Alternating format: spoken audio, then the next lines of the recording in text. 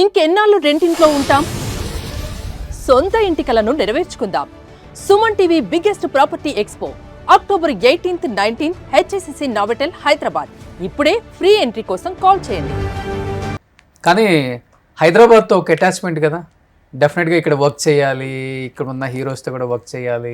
అవును, డెఫినెట్గా ఉంది. ఇప్పుడు కూడా ఉంది, బట్ నాకు తెలియదు ఏమవుతుందని. ఉంది మనసులో అయితే ఇష్టం ఉంది, చేయాలని ఉంది. అదే టైంలో చేయగలుగుతానా, ఆ టైం వస్తుందా మళ్ళా? రాదు, ఆ టైం రాదు కదా. కొన్ని జరిగితే జరిగిపోయినాయి అంతే, వదిలేయాలి, ఏం చేస్తాం. కానీ ఒక మనిషికే మనిషి అనేది తెలియదు అన్నప్పుడు అవతల వాళ్ళు చెప్పే ప్రయోజనం ఏంటి? వాళ్ళకి తెలుసు కదా, ఎవరికైనా సరే. నా చుట్టూ ఉన్న వాళ్ళకి కూడా, నా జీవితంలో వచ్చిన వాళ్ళకి కూడా తెలుసు కదా.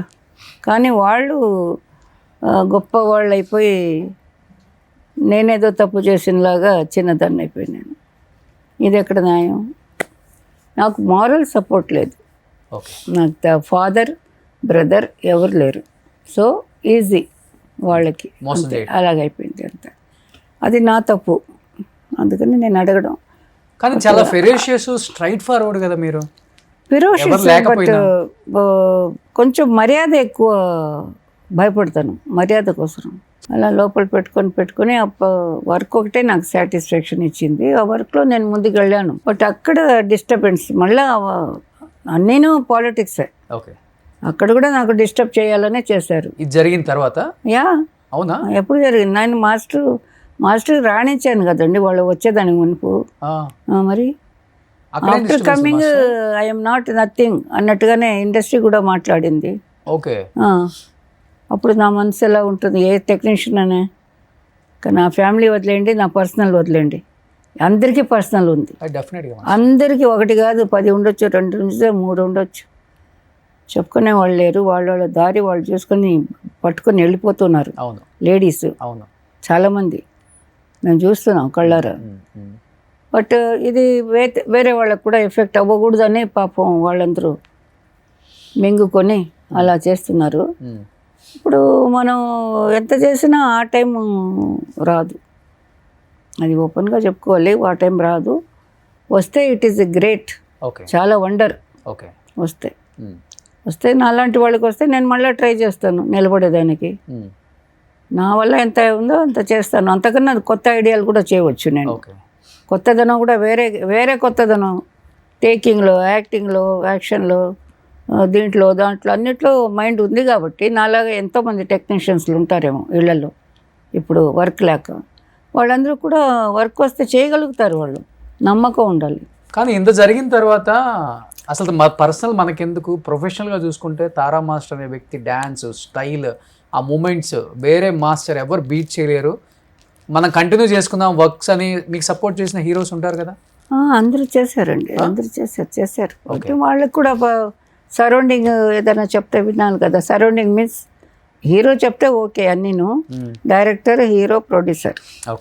ఓకే, హీరో, ప్రొడ్యూసర్, డైరెక్టర్, మిగతా వాళ్ళందరూ ఓకే, నాలాంటి వాళ్ళే ఉంటారు అందరూ. బట్ వాళ్ళలో కూడా ఎవరో ఒకరు సజెషన్ ఇవ్వడం, ఏ ఫ్రెండో చెప్పడం, వేరే వాళ్ళు ఎంట్రీ తీసుకోవడం. సో మిమ్మల్ని తప్పించడం ఇలా జరిగాయి బానే. నాకు 1 or 2 మూవీసే జంప్ అయిపోయినాయి. అప్పుడు నాకు వెక్స్ అయిపోయింది.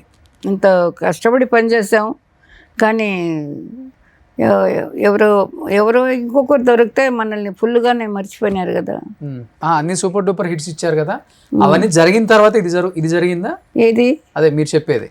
ఏమది? సినిమాల నుంచి తప్పించటం, ఈ సాంగ్ వేరే వాళ్ళని పెట్టడం, మళ్ళీ వేరే మాస్టర్ని.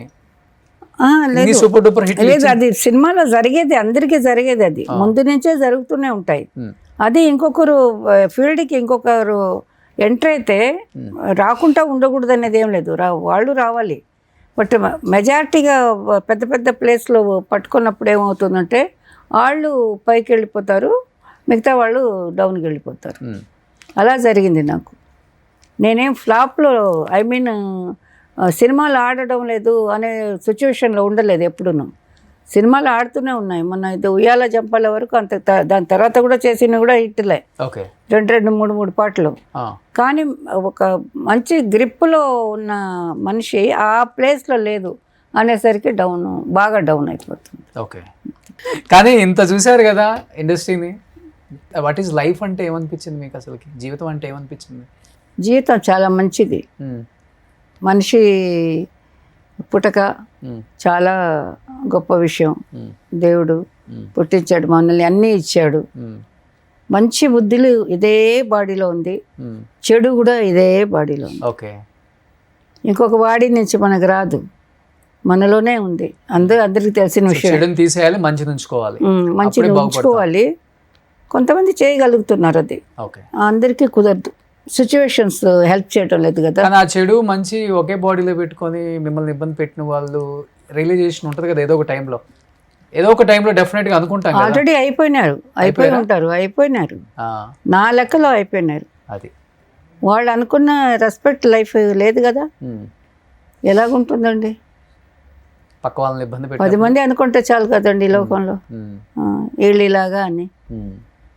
అంటే ఇప్పుడు నన్ను చూసిన వాళ్ళు అనుకుంటారు, అయ్యో పాపం ఆవిడ ఇలాగా, అయ్యో పాపం పడుతుందేమో, అక్కడ ఒక పాపం అనేది వస్తుందేమో, సో సాడ్, ఇలా చేసుకుంది పాపం అని అలాగనుకుంటారేమో. లేదంటే పొగురు అని అనుకునే వాళ్ళు తక్కువ ఉంటారు, అది మాత్రం గ్యారంటీ. ఇప్పుడు వాళ్ళు ఎవరే కానీ అలా ఉండి ఇలాంటి పని చేసి ఉంటే, దాన్ని సరిదిద్దుకోకుండా ఉంటే ఇక్కడ నరకమే, అక్కడ నరకమే, ఇంకా వేరే నో ఛాన్స్. అంతే. తప్పు తెలిసి కూడా సరిదిద్దుకోలేదు. తప్పు చేయడం సహజం అని దేవుడు అందరూ చెప్తారు, పెద్దలు చెప్తారు. చేసిన తప్పు నేను దిద్దుకోవాలి కదా, లేదంటే ఇంకా వాడు రాక్షసుడు, మనిషే కాదు. వాళ్ళతో దూరంగా ఉండడం మంచిది, అలాంటి వాళ్ళతో. అందుకే ఇప్పుడు హ్యాపీగా ఉన్నారు. I'm happy. కష్టం ఉంది నాకు, లేదని లేదు, చాలా కష్టాలు ఉన్నాయి. కానీ నేను అదే మనిషిగా బతకాలని అనుకుంటున్నాను. ఓకే, కష్టాలు అన్నీ వస్తాయి పోతాయి, ఏం చేసేది. వచ్చింది తెలియలే, పోయింది తెలియలే నాకు. నేను దాంట్లోనే ఉండిపోయినాను. ఇలాగ అనుకుంటూ అది వచ్చిందంట పోయిందంట, ఎక్కడ పోయింది చూస్తే ఏమీ లేదు. ఇప్పుడు అర్థమవుతుంది కూర్చున్నప్పుడు. చూసేది అదొకటే. నేను నాకంటూ చేసుకున్న తప్పు అదొకటి, జాగ్రత్త పడలేదు, ఉంచుకోలేకపోయారు. మోరల్ సపోర్ట్ లేదు కాబట్టి నమ్మిన వాళ్ళు కొంచెం ఏమార్చారు కాబట్టి సహజం. ఇది ఇంటింటికి జరుగుతుంది. ఇంటింటికి కాకపోతే 10 ఇంటికి ఒకసారి ఒక ఇంట్లో జరుగుతుంది. అలాగనుకుంటున్నాను నేను. పాపం వాళ్ళు ఎంత కష్టపడుతుంటారు.